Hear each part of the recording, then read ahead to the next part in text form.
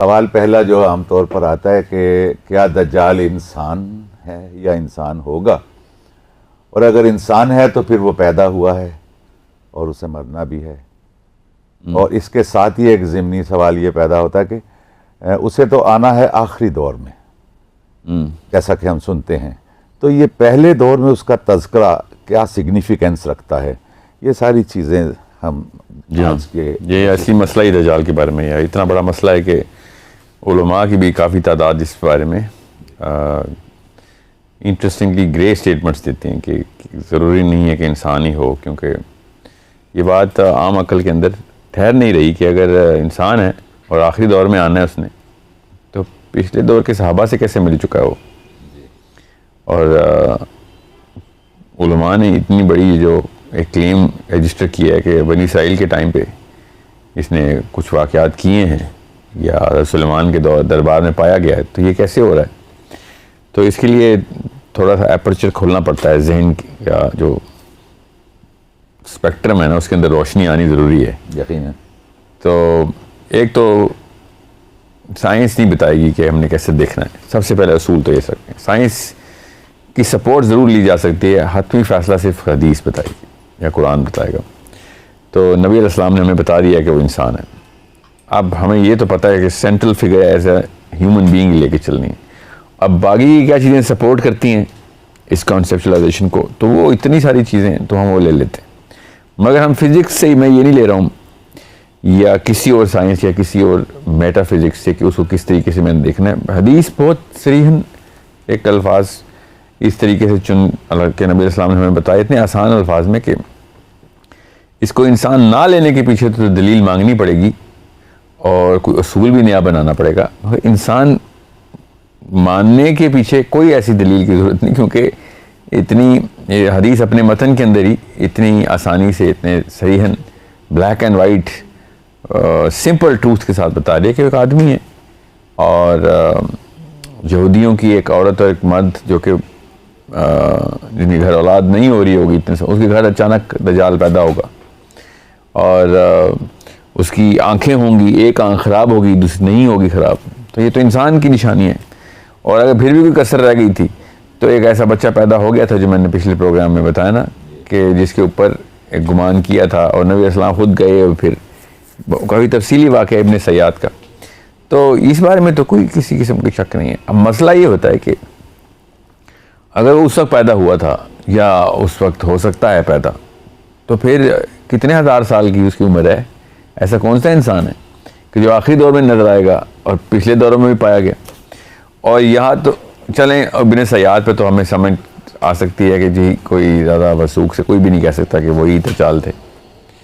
मगर हज़रत तमीम उद्दारी नबी इस्लाम ने खुद हदीस इरशाद फरमाई तमीम उद्दारी के बारे में। तमीम उद्दारी एक सहाबी हैं जिन्होंने नबी इस्लाम को वाक़या अपना खुद सुनाया था कि जब वो एक सफ़र में निकले थे, एक बहरी सफ़र पे, और बहरी सफ़र भी कोई तिजारत के लिए था। तो उनकी जो कश्ती है, जो जहाज़ है, इट वाज मतलब तूफ़ान आया था और उसमें वो पानी के अंदर ही गुम हो गए और काफ़ी अरसा गुम रहे। हदीस में इसका पूरा का पूरा तयन भी करके बताया। मकसद ये बताने का कि वो हदीस तो मैं आपको तफसील से बता देता हूँ, मगर इस हदीस में नबी इस्लाम ने तमीम उद्दारी से दज्जाल की मुलाकात का खुद तज़किरा कर दिया। हदीस की सेहत पे भी मसला नहीं है। तो अभी तो आना है दज्जाल ने। सवाल आपका जो है ना, इससे मैं तफसील की तफसील में अभी नहीं जा रहा हूँ, अभी हम करते हैं इस पर तफसील। मगर क्या वो इंसान है कि नहीं, ये इस बारे में तो कुछ शक नहीं। अब मसला है कि वो पहले मिला है, तो वो कैसा कौन सा इंसान है कि अपने दौर से पहले के अदवार में ही पाया जाए और अपने दौर के बाद के अदवार में ही पाया जाए। तो ये कैसे होता है। तो ये इसीलिए तो मैं कब से कह रहा हूँ कि सूरह कहफ जो है उसके अंदर जो यहूदी जिस टेक्नोलॉजी को ढूंढ रहे थे, वो बहुत ज़रूरी है कि हम भी खोज लगाएं कि वो सूरह कहफ क्या कर रही है, वो ढूंढ क्या रहे थे, इस्तेमाल करनी है, कैसे करनी है, तो बात की बहस है। वो है क्या चीज़, ऐसा क्या क्लू है।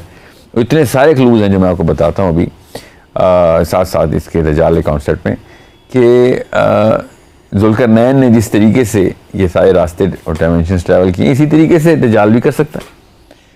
और ये ज़रूरी था कि ज़ुल्करनैन भी इंसान ही होते, और ये बड़ी मतलब बड़ा मसला पड़ जाता कि अगर हज़रत ज़ुल्करनैन गैर इंसानी या जिन होते या फरिश्ते होते तो फिर हम समझ सकते थे कि नहीं, ये तो कोई मामला कुछ और है।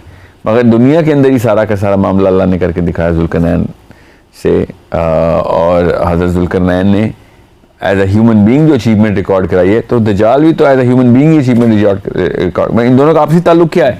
क्योंकि सूरह काफ इन दोनों का तस्करा, और हदीस दज्जाल के बारे में बता रही है और आयत ज़ुल्करनैन के बारे में बता रही है सूरह काफ़ी की आयत। और इस वजह से आपको बाकी के उन जगहों के ऊपर भी, उन मामलात के ऊपर भी एक निगाह डालने का इस लेंस के थ्रू मौका मिल जाता है कि हज़ार 2,000 साल की उम्रों वाले लोग जी, और ऐसे वाक़यात जो कि एबनॉर्मल लगते हैं हमें जो अंबिया के दौर में पहले होते आए हैं, वो उन इस लेंस से अगर आप देखेंगे तो काफ़ी हद तक आप हमें समझ आना शुरू हो जाएगी। अल्लाह ताला ने एक ख़ास निज़ाम बनाया हुआ है, इस निज़ाम के थ्रू हमें सारा का सारा मामला कर रहे हैं अल्लाह ताला। और दज्जाल ने भी इस तरह की कोई एक फार्मूला उसने पकड़ा हुआ है, और मैं आपको तफसील से बताता हूँ कुछ देर में कि वो फार्मूले की निशानी क्या है हमारे पास। फार्मूला क्या है ये तो हमें नहीं पता। अच्छा, एक आपने जैसे जिक्र किया कि वो इंसान है और उसका मुख्तलिफ हवाले बाज़ हमारे उलमा इसे एक सिंबॉलिक के तौर पर लेते हैं और उसका वो हवाला ये देते हैं या प्ली ये लेते हैं, क्योंकि कुरान पाक में कई जगहों पे अल्लाह ताला ने इस्ताराती अंदाज में अलामती तौर पर चीज़ों का जिक्र किया है। और फिर ये भी कहा जाता है, अक्सर मैंने सुना है उलमा से, कि वो उसकी, आपने जैसे एक आंख ख़राब का जिक्र किया, वो कहते हैं कि उसकी एक ही आंख होगी और वो उसके माथे पर होगी और वो दोनों तरफ देख सकेगा। तो क्या ये भी इसकी भी कोई नस या कुरान या हदीस से ये साबित है? कुरान तो दज्जाल के लफ्ज़ से ही आ रही है ना, कुरान में तो दज्जाल का लफ्ज़ ही नहीं है। जी, हदीस लेकिन इतनी ज़्यादा है कि कोई भी बंदा जिस मर्ज़ी एंगल से इसको रिजेक्ट करने की कोशिश कर नहीं सकता। इतनी सारी अहादीस इतने सारे तुर्क से मिलती हैं, ऐसे ऐसे डिटेल के साथ मिलती हैं कि इस कॉन्सेप्ट को रिजेक्ट करने के लिए बहुत मतलब आंखें बंद करनी ज़रूरी है। वरना तो जो भी जिस भी एंगल से देखेंगे, हदीस की तमाम तर सही असनाद हदीस की कसीर तादाद है जिसकी बात कोई भी डिनाई नहीं कर सकता कि दज्जाल